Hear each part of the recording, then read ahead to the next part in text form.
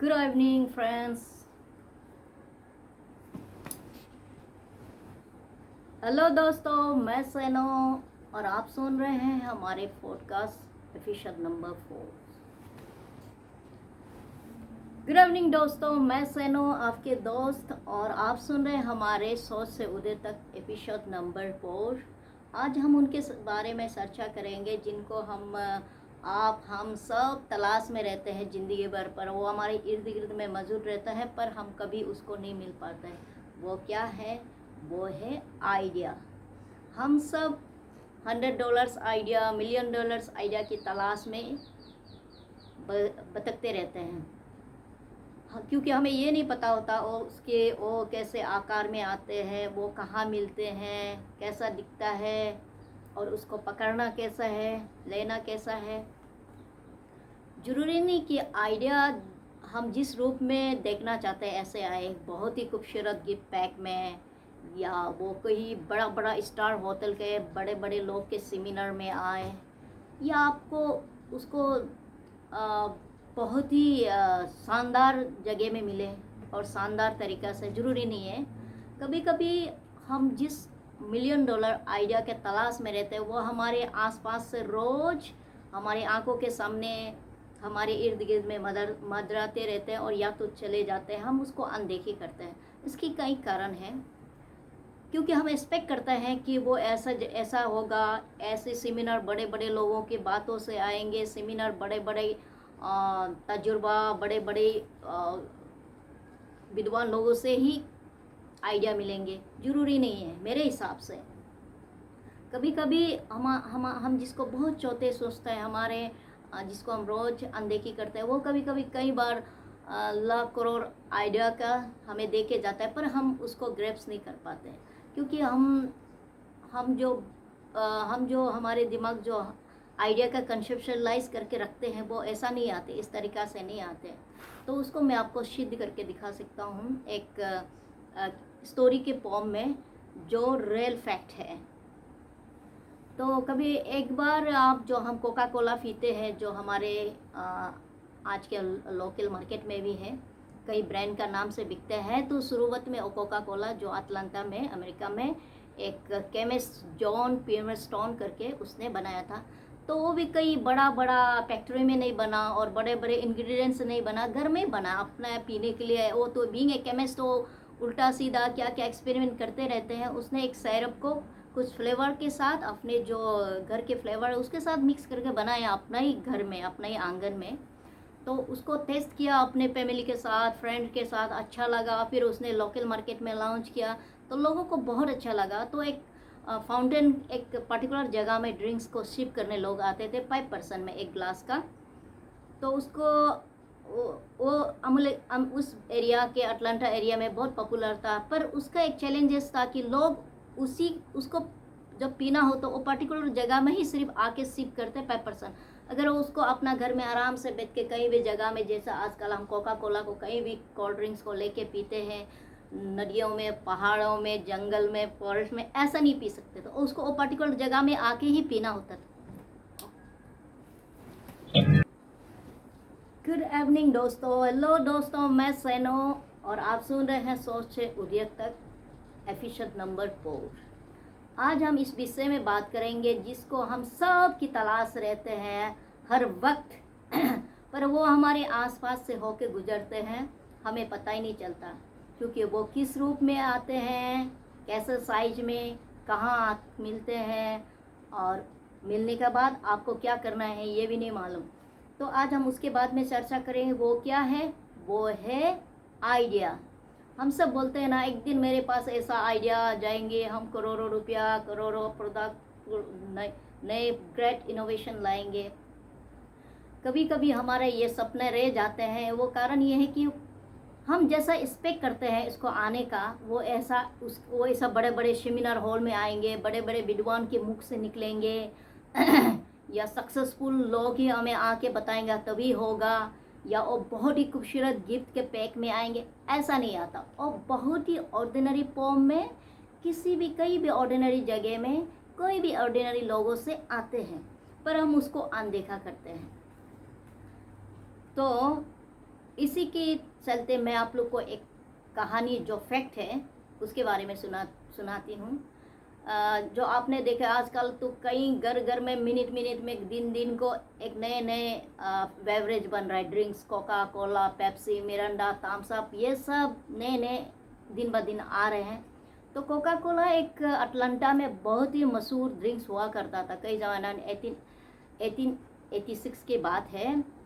में ये उसका कोका कोला का इन्वेंशन हुआ 8 मई 1886 को अटलांटा में। एक छोटा सा कमरा में एक केमिस्ट था जिसका जॉन पीटरसन्स करके एक नाम था। वो तो बीइंग ए केमिस्ट वो एक्सपेरिमेंट करते रहता है, कौन सा केमिकल क्या रिएक्शन होगा इसी से। तो ऐसा करते करते उसको एक अपना घर का एक सिरप था, जैसा शुगर सिरप होता है, क्या क्या उसने कुछ बनाया, तो उसको पी के अच्छा लगा। तो उसने अपने फैमिली को दिया, फिर फैमिली को अच्छा लगा, फिर फ्रेंड पड़ोसी को, फैमिली को, रिलेटिव को दिया, अच्छा लगा। फिर उसने मार्केट में उसको लॉन्च ही कर दिया, क्योंकि वो सबके पॉपुलर ड्रिंक्स था उस ज़माना में, उस एरिया में। तो लेकिन उसका वो प्रोडक्ट का एक बीइंग इतना टेस्टी होने के बाद, डिमांडेबल होने के बावजूद भी उसका एक चैलेंजेस था। चैलेंजेस यह था कि उसको पीने के लिए 5% दे के एक गिलास पीने के लिए वो बहुत दूर से अटलांटा पर्टिकुलर वो फाउंटेन का रूप में आता, फाउंटेन बना के, fountain drinks, Coca fountain soda के ड्रिंक्स में आता था, तो उसको वहीं आना पड़ता। आजकल का जैसा आप कोका कोला को जो भी बेवरेज को लेके आप पहाड़ों में, पैर में चढ़ के, या ग्रास में, या बीच में, या समंदर में लेट के पी सकता है, ऐसा नहीं था। तो उसका एक ये चैलेंजेस था। तो ऐसा करते करते चलो उस एरिया में सिर्फ पॉपुलर होना और गुजर गया। उसके बाद गिक्स कैंडलर बोल के उसका जो बच्चा था उसने चलाया उस बिज़नेस को। तो उसको भी कई बार उसके नेफ्यू, उसके रिश्तेदार कई बार उसको सजेस्ट किया कि आप इसको इस तक सीमित मत बनाए, इसको मतलब स्टेट से बाहर, कंट्री से बाहर प्रमोट करने के लिए कुछ आइडिया सोचें। तो उसने किसी का आइडिया को एक्सेप्ट नहीं किया, ऐसा ही चलता रहा। फिर 1899 को आफ्टर 14 ईयर्स के बाद एक एडवोकेट था जिसका नाम वाइट ब्रेडरेड और बेंजामिन थॉमस, दोनों ने इस आइडिया को लागू किया, इसको हम बोटलिंग करते हैं। तो बोटलिंग करने का बाद तो आदमी उस एरिया, पर्टिकुलर एरिया से नहीं, कहीं उसके दूर दूर तक अदर डिस्ट्रिक्ट का भी ट्रांसपोर्ट हो किया। अभी हम अरुणाचल में भी का, अटलांटा से अरुणाचल तक सफ़र तय किया। देखो एक simple concept was just bottle it. तो कभी कभी इसे क्या पता चलता है, 3 चीज़ का पता चलता है। एक तो ये पता चलता है कभी कभी ज़रूरी नहीं कि हम नए प्रोडक्ट इन्वेंट करें या डिस्कवर करें, हम जो एग्जिस्टिंग प्रोडक्ट है इसको हम थोड़ा क्रिएटिविटी, थोड़ा वैल्यू एडिशन दर के इसको हम ग्रेट प्रोडक्ट बना सकते हैं। और दूसरी बात खास तौर पे हम कभी कभी $1,000,000, $100 आइडिया हमारे रिश्तेदार को, हमारे फ्रेंड्स को, हमारे फैमिली को हम शेयर करते हैं, तो वो लोग सुन के अक्सर ये ताना मारते हैं कि खुद कुछ नहीं बना, खुद आज का ऐसा है, वैसा का वैसा है, वो क्या, उसके आइडिया क्या काम कर जाएगा। तो उनके लिए मेरा जवाब ये है कि मेरे पास जो है आपके पास नहीं है, आपके पास जो है मेरे पास नहीं है, इसलिए मैं कुछ नहीं बन पाया। इसलिए मेरे पास जो है वो मैं आपको दे रही हूँ। आप आपके पास जो अपने हैं, जो मेरे पास नहीं है, उसके साथ मेरे पास जो है मैं आपको दिया, उसके साथ आप ग्रेट प्रोडक्ट बना सकते हैं। मुझे ताना नहीं मारते हुए भी, मतलब इसमें नुकसान किसका हो रहा है? नुकसान तो आपके हो रहा है जो मेरे आइडिया को नहीं लिया, मेरे कंसेप्ट को अप्रिशिएट नहीं किया, प्रमोट नहीं किया, इनकरेज नहीं किया।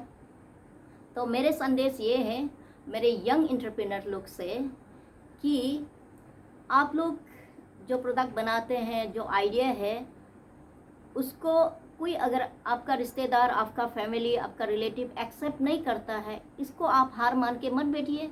ज़रूरी नहीं है कि आपके रिश्तेदार, आपके फैमिली, आपका फ्रेंड्स ही सही सुझाव देगा। हो सकता है दुनिया में कई लोग हैं जो हमारे रिश्तेदार कुछ नहीं लगता है, लेकिन हमको बहुत इनकरेज करते हैं, हमको बहुत सपोर्टिव करते हैं। तो हो सकता है आप करते रहें तो कोई राइट पर्सन, राइट पीपल जो आपको मेंटरिंग करेगा, आपको आइडिया देगा, सजेशन देगा, आपको इवन फंडिंग भी देगा, ऐसा मिल जाए, ये आपसे सजेशन है।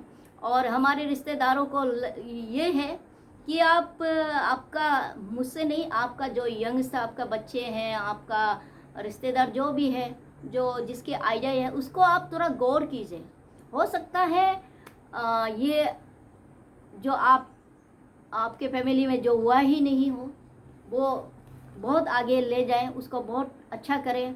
और ये इस स्टोरी से एक सीख मिलते है, जो एक बिजनेसमैन क्लोजिंग माइंडसेट लेके ये लगे कि इसको मैं बॉटलिंग नहीं करूँगा, अटलांटा में ही चलेगा, लेकिन 2 एडवोकेट ने उसको बॉटलिंग करके जो लोकल प्रोडक्ट था उसको ग्लोबल स्टेज तक लाया। इससे क्या संदेश मिलते हैं? हमारे यहाँ के लोग ऐसा करते हैं, अगर मैं कोई डॉक्टर को, कोई एडवोकेट को, कोई इंजीनियर को अगर मैं ये बात बता दूँ बिजनेस के बाद, वो बोलेंगे नहीं, हमारे काम तो इंजीनियरिंग काम करना है, हम डॉक्टर हैं, हम बिजनेस की बात नहीं कर सकते, हम एडवोकेट हैं, हम ऐसा बात नहीं कर सकते।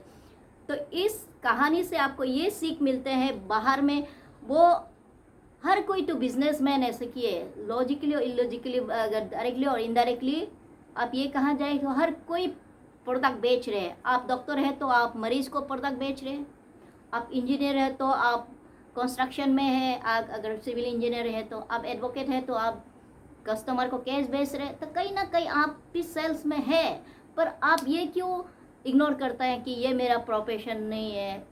सिर्फ इतना बात है कि हम जो खाने पीने वाला प्रोडक्ट बेच रहे हैं, बस इतना है। तो आपकी सुझाव हमें इंतज़ार रहेगा, और उम्मीद है यंग स्टार लोग जो बिज़नेस के ये पे अपने कदम रखा है बहुत आगे जाए। हमारे आशीर्वाद है, और हमेशा क्रिएटिविटी पॉजिटिव बना रहे। हम जो नहीं कर पाया वो आप करें, हमारे दुआ है। Have a lovely evening.